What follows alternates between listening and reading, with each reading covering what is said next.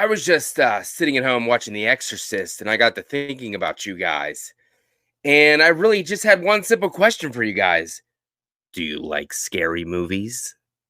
Yes, I'm back for another episode of The 5 Things We Love About. And today I am obviously talking about the horror classic. I don't give a beep what you have to say. I'm going to wait a minute before I start swearing on this video. Yeah, I don't care what you have to say because in my opinion, this movie is a horror classic. It is a horror staple. I don't care if you don't like it. I don't care. It rejuvenated the horror genre in the mid to late 90s. I don't care what your opinion is on it. If you don't think it did, it really did. I'm talking about 1996's Wes Craven's horror classic, Scream. Let's talk about the 5 things we love about it. Let's slice and dice. Let's go. What's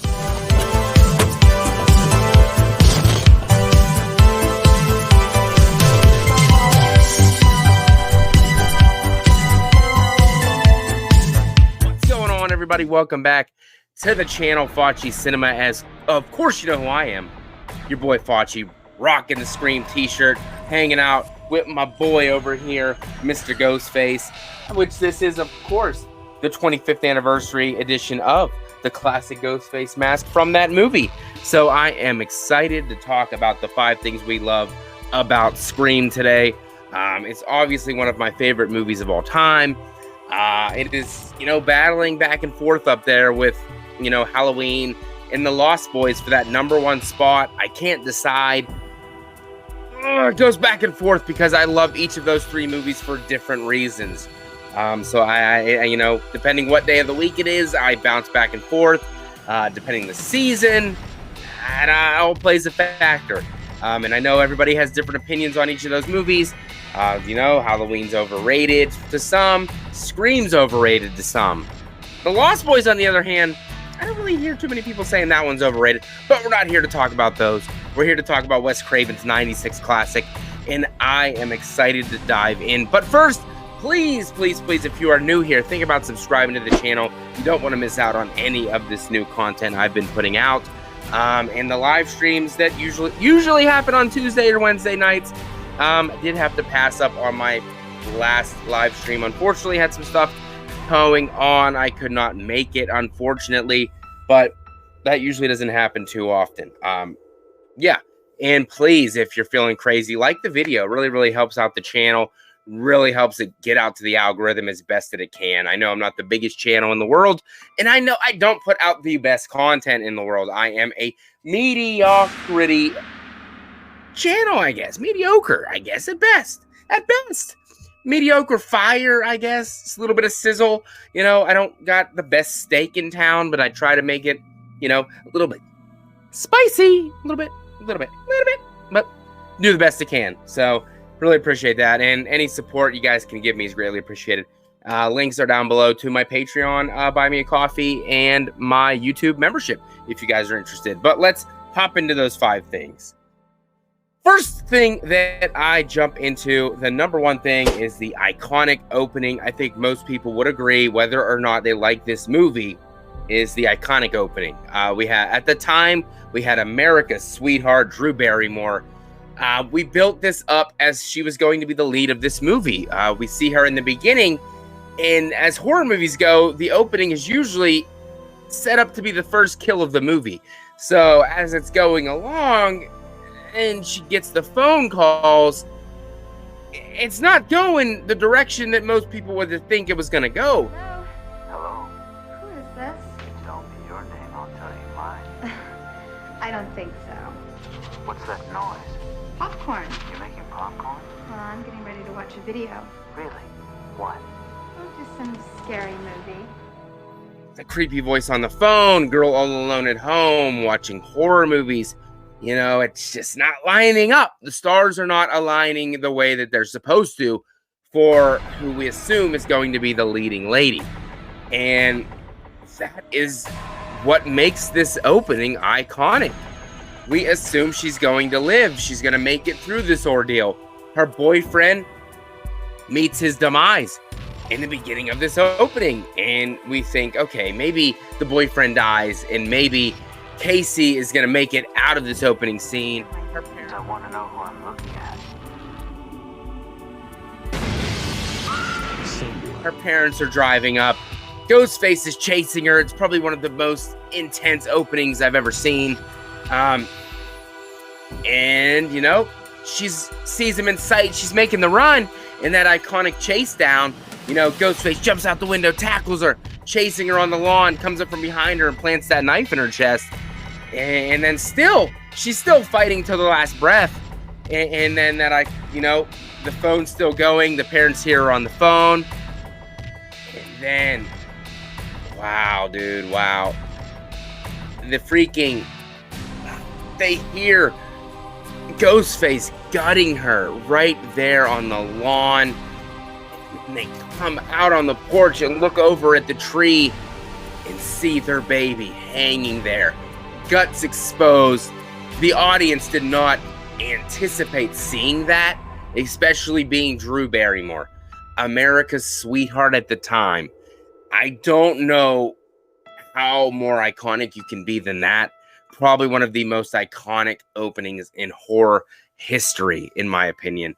And I'm sure in most people's opinion. So I'm going to need to know that down in the comments below. You're going to have to let me know for sure if that's from the beginning. Now we have to go to the end. So now, the second thing we love about Scream, the third act reveal and scene in general. Now, usually in these horror movies, these slashers, we always have one killer. Now, this is the first time that I can remember that the ending, we get two killers. And now, obviously, this being a whodunit, probably one of the best whodunits that there is, we're only ever looking for the one killer. So we're all looking at everyone as one suspect, when actually we should be looking for two suspects. So obviously, you know, the most red herringest one of all, we're probably looking at Billy. So as he reveals himself in the final act, when we all go a little mad sometimes, Anthony Perkins, psycho, and he shoots Randy. Okay, we're like, okay, that makes sense. Billy, the boyfriend, we get it. But then when Sydney turns the corner and we see Stu standing there, and he says, "Surprise, Sydney." And then we get, Help me, please. Surprise, Sydney. and then we get the reveal that Stu is also in on it. And then we get two killers. Your mind was blown because we're not used to that in these movies. And then we get the motives behind it. You know, Billy was in it. Well, first he said we didn't have a motive, but he really did, because Sydney's mother broke up his mom and dad's marriage. His dad was cheating on his mom with Sydney's mother. So that's the reason that Billy and Stu killed Sydney's mom a year before. And this was the anniversary. So now he came back and they came to kill Sydney. So that made sense. Stu technically didn't have a motive. He was just kind of Billy's lackey. He was just doing it because of peer pressure. Peer pressure, far too sensitive. He was just doing it to go along with the flow, you know? That's the whole monologue. That's what Scream became famous for. That Scooby-Doo type-esque ending. And then we get the killer's monologue to end each movie. What? What? You hear that, Stu? I think she wants a motive. I don't really believe in motive, Sid. I mean, did Norman Bates have a motive? No. Did they ever really decide why Hannibal Lecter liked to eat people? Don't think so. See, it's a lot scarier when there's no motive, Sid. You did your mom a favor, Sid. That woman was a slutbag whore who flashed her shit all over town like she was Sharon Stone or something. Yeah, we put her out of her misery. Because let's face it, Sidney, your mother was no Sharon Stone.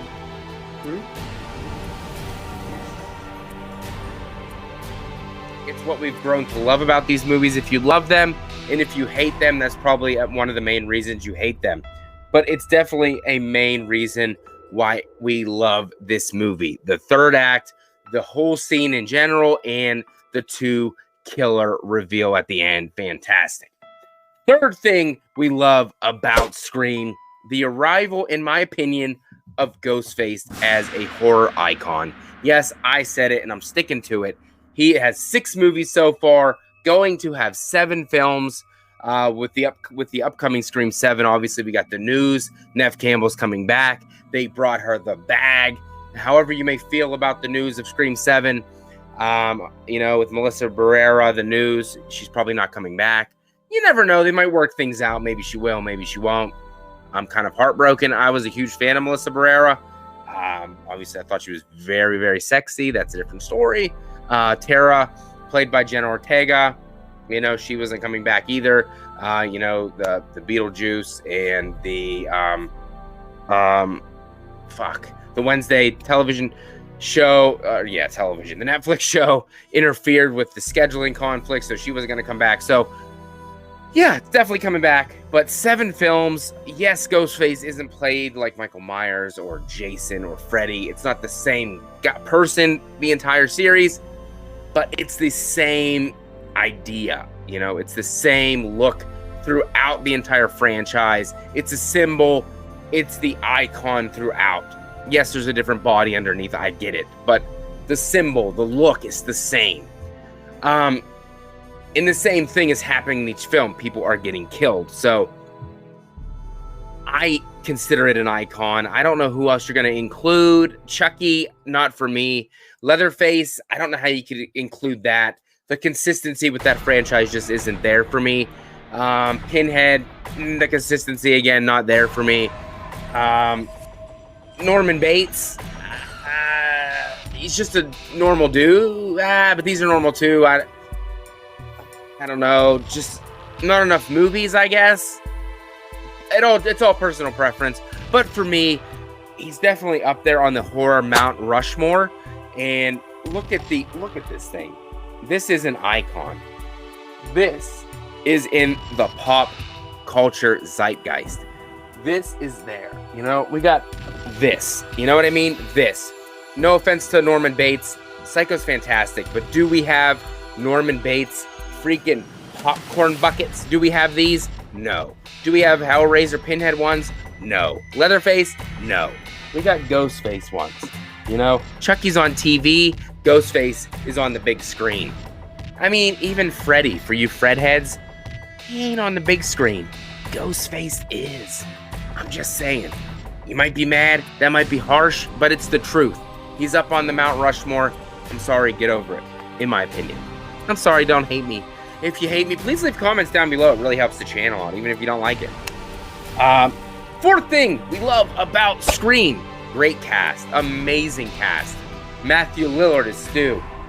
Skeet Ulrich is Billy. Neve Campbell is Sidney Prescott. Rose McGowan is Tatum. David Arquette is Dewey. Courtney Cox is Gail Weathers. You got freaking... Who else? Who am I missing? Who am I missing? You got the Fonz in here. Wow. Hey. Come on, man. This movie is loaded. Drew Barrymore, obviously, like I said in the beginning. This movie is loaded. Obviously, these people went on to do amazing things. But this movie was absolutely loaded. You love all of the characters. This isn't a movie where you're like, ooh, I can't stand that person. This character sucks.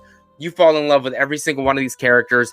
Even the killers in this movie, you fall in love with. You love them. Stu is probably one of the most beloved characters in this entire franchise. And he was only in this one movie. So that is saying something about this franchise and about this movie. Obviously, Sydney, probably one of the best final girls that there are. She's not my favorite final girl of all time, but she's up there. And she's a lot of other people's favorite final girls. And that's why she keeps coming back to this franchise. And she cannot be killed. Just saying. So, yes, everybody loves Sidney Prescott. She is amazing. And even the side characters, obviously, like Tatum, played by Rose McGowan. Jamie Kennedy. Obviously, he played Randy. Love Randy. He's us in this movie. The film geek, the horror nerd. He met a terrible end in part 2, which sucks, and he shouldn't have. They killed him. He shouldn't have killed him. It sucked. Dewey, fantastic. He died later on in the franchise, unfortunately, but it had to be done. They should have killed the other kid first, but no, it happened. Great cast. Another reason we love Scream. Can't beat it. And the fifth reason we love Scream is the soundtrack. It's a fire soundtrack. It screams 90s. It is fantastic. We got Youth of America. We got Red Right Hand. We have The Trouble in Woodsboro, which is obviously made for this movie. A badass original for this film. All the original music for this movie, fantastic. We got School's Out for summer. And the Red Right Hand, like, they kept that out of some of these movies, and I'm glad they brought it back. When that kicked in Scream 5, I was like, damn, let's fucking go, dude. You gotta have that in there. Just great soundtrack. The 90s vibes are fantastic. I love it. It fits so perfectly. And it also spawned so many other movies that took tribute kind of to Scream, you know? You got the I Know What You Did Last Summers, you got The Faculty, you got Halloween H2O, Urban Legend, Cherry Falls. There's just so many that took and gave tribute, all because of Scream coming out in 96. So all those late 90 horror movies owe so much to Scream, and we owe so much to Scream for giving us so much entertainment and further entertainment to come. So the people that hate Scream, I don't understand what for, because it gave us so many more great movies that came out afterwards. So, in my opinion anyway. I mean, I'm sure there's a lot of people that hate those movies, but to many people, they were their childhood, their teenage years, and they meant so much. So I totally get it. And an honorable mention, obviously, the late great Wes Craven. And thank you for giving us this movie and working with Kevin Williamson, who wrote this movie. The geniuses behind it. And Kevin Williamson is going to be directing the new one, so wouldn't be here without you two guys for making this come true. Thank you guys so much for making this movie. It's a big part of the horror, a big part of my life. Thank you guys. Wouldn't be here without it for sure. It's one of the best movies there is. Love Scream. Want to know what you guys love about Scream? Let me know down in the comments section below. Scream is a classic. Don't care what you say. It helped revitalize the horror industry. When it was kind of dying, there was a lot of shit out there. Scream came, kicked it up to another level. Let me know your thoughts down below. Like the video on the way out, and stay tuned for some more live streams coming your way later in the weeks, because that's what I do, and I will be back. Love you guys. And what's your favorite scary movie? Let me know down below, please.